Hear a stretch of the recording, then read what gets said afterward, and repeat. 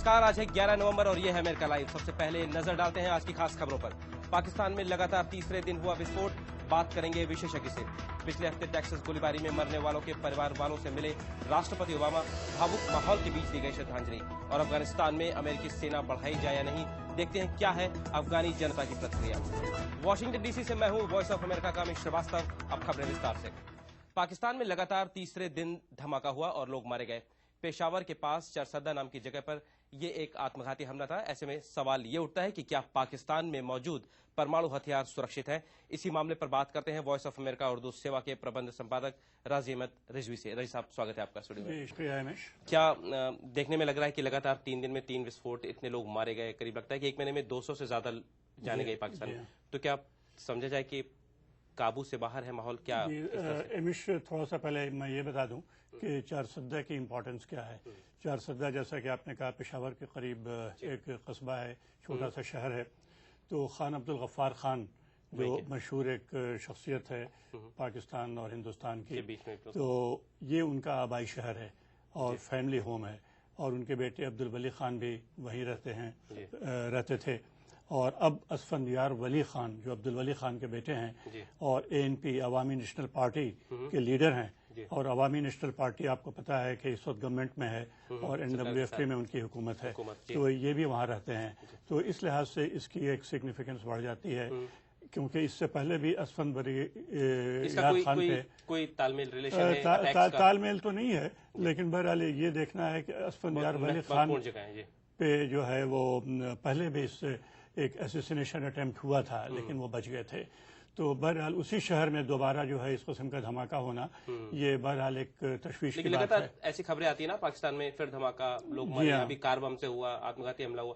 उसकी वजह ये मालूम होती है कि जब पाकिस्तानी सेना ने, पाकिस्तानी फौज ने साउथ वजीरिस्तान में जो ऑपरेशन किया है, जिसमें 30,000 पाकिस्तानी ट्रूप्स हिस्सा ले रहे हैं, तो ये एक बहुत बड़ा ऑपरेशन है जिसमें कि बहुत बड़ा जंगी साजो सामान इस्तेमाल किया जा रहा है। तो वहाँ जो तालिबान या अलकायदा के सपोर्टर्स हैं, वो जो है वहाँ से मुंतशिर होकर अब शहर की तरफ, या उसके रिएक्शन के तौर पे शहरों में और कस्बों में और अपना जो है खास चीज़ों को टारगेट बना रहे हैं, जिसमें इस्लामाबाद भी है, पेशावर भी है और लाहौर भी है और दूसरे इलाके हैं।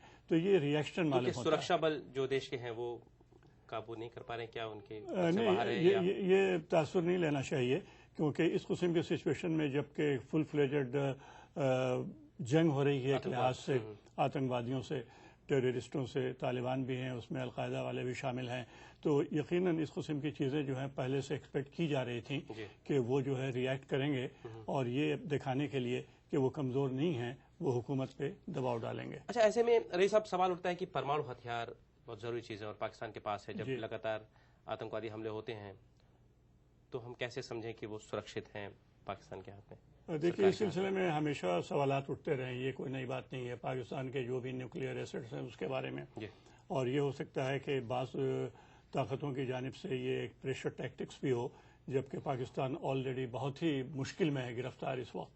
तो इस किस्म के सवालात अखबारों में भी, मीडिया में भी और बाज़ सरकारों की तरफ से भी उठाए जाते रहे हैं। एक पत्रकार में भी, अमेरिकी पत्रकार ने आपको पता होगा, लिखा कि क्या ओबामा प्रशासन ऐसी बात कर रहा है गुप्त तरीके से कि क्या परमाणु हथियारों को सुरक्षा देने में अमेरिका कोई मदद कर सकता है पाकिस्तान की? हाँ, लेकिन ये कि पाकिस्तानी गवर्नमेंट ने जो है इसकी बहुत सख्ती से जो है डिनाई किया है कि पाकिस्तान के जो न्यूक्लियर एसेट्स हैं वो गैर महफूज हैं। उनका ये कहना है कि बहुत ही effective control and command system मौजूद है, और ये भी कहा है कि हमें जो है हम इस बात की इजाज़त नहीं देंगे कि कोई यानी फॉरेन कंट्री, इशारा अमेरिका की तरफ है वाज़े तौर पे, कि वो जो है पाकिस्तान के न्यूक्लियर एसेट्स के बारे में कोई जानकारी हासिल कर सकें या उनको विजिट कर सकें। अमेरिकी सरकार की भी प्रतिक्रिया इस पे जो आई है विदेश विभाग की, उन्होंने साहब ने कहा है कि नहीं ऐसा कोई, उन्होंने भी इस यकीन का इज़हार किया और ये कहा है कि वो जो न्यूक्लियर एसेट्स हैं पाकिस्तान के, कोई ऐसे घबराने की बात नहीं है, जरूरत नहीं है, वो जो है सेफ है। बहुत बहुत धन्यवाद रईस साहब हमारे स्टूडियो में आने के लिए। टेक्सास राज्य के फोर्ट हुड में पिछले हफ्ते हुई गोलीबारी में 13 लोगों की मौत हो गई थी। मृतकों को श्रद्धांजलि देने के लिए राष्ट्रपति ओबामा भी फोर्ट हुड पहुंचे। राष्ट्रपति ओबामा और फर्स्ट लेडी मिशेल ओबामा मरने वालों के परिवार वालों से भी मिले। ये लोग देश के हर हिस्से से आए थे। कुछ के पास सेना में लंबा भविष्य था, कुछ ने 9/11 के बाद काम करने का फैसला लिया था। और कुछ दूसरों की सेवा करना चाहते थे। इनकी जिंदगी उन लोगों के लिए ताकत, इज्जत और सादगी दिखाती है जो सेना में काम करते हैं। Their lives speak to the strength. कई दिनों से इस बात पर चर्चा चल रही है कि अफगानिस्तान में अमेरिकी सैनिक बढ़ाए जाने चाहिए या नहीं। राष्ट्रपति ओबामा अपने सलाहकारों और तमाम एक्सपर्ट से इस बारे में बात भी कर रहे हैं। अभी अंतिम राय नहीं बनी है, लेकिन आइए देखते हैं कि इस मामले पर खुद अफगानी जनता क्या सोच रही है। यह साल अफगानिस्तान में विदेशी सैनिकों के लिए पिछले 8 सालों में सबसे घातक साल रहा है और कई सप्ताहों से वॉशिंगटन में अमेरिकी राष्ट्रपति बराक ओबामा अपने सलाहकारों से अफगानिस्तान में और सैनिक भेजने के लिए क्या किया जाए इसके बारे में बात कर रहे हैं। लेकिन अफगानिस्तान में अफगान नागरिक अमेरिका के लिए अपनी सलाह भी पेश करना चाहते हैं। आप चाहे 10,000 या चाहे 10 लाख विदेशी सेना अफगानिस्तान में भेजें, जब तक अफगान लोग एक दूसरे के साथ काम नहीं करते, देश में शांति नहीं होगी।